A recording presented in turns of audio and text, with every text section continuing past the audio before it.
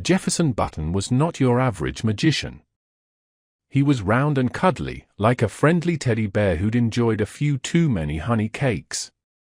And his magic wand? It had a distinct chew mark at the end, a testament to his nervous nibbling habit. But what Jefferson lacked in perfect magic, he made up for with a heart as big and soft as a marshmallow.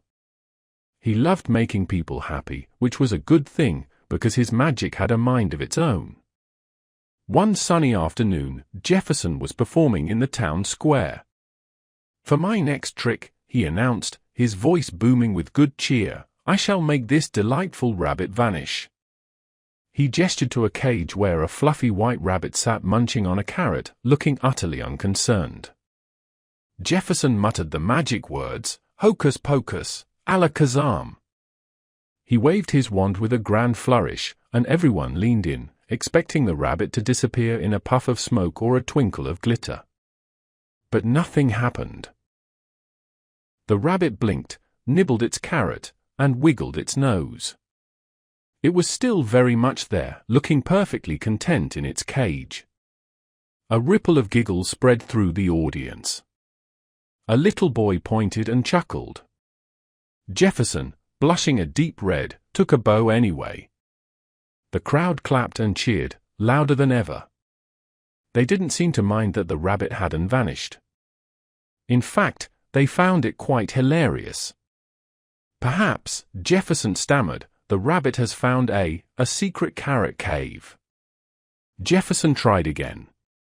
He decided to make a bouquet of flowers appear. He waved his wand, but instead of roses, a flock of rubber chickens appeared, squawking indignantly before bouncing off into the crowd. More laughter, even louder this time. A little girl caught a chicken and hugged it, delighted. Later, he attempted to pull a never-ending string of scarves from his sleeve. Instead, he pulled out a tiny, sleeping badger. The badger yawned, stretched, and then promptly curled up in Jefferson's hat for a nap. The crowd roared with laughter, absolutely enchanted by the unexpected guest. Jefferson's tricks always went wrong, but in the most wonderfully unexpected ways. He might try to float a feather, and it would turn into a tiny, buzzing bumblebee that tickled everyone's noses. Every time, the audience loved it. They didn't come to see perfect magic, they came to see Jefferson. They loved his jiggles and his jumbles, his kind eyes, and his booming laugh. They knew that with Jefferson, even a mistake was a magical moment, full of laughter and surprise.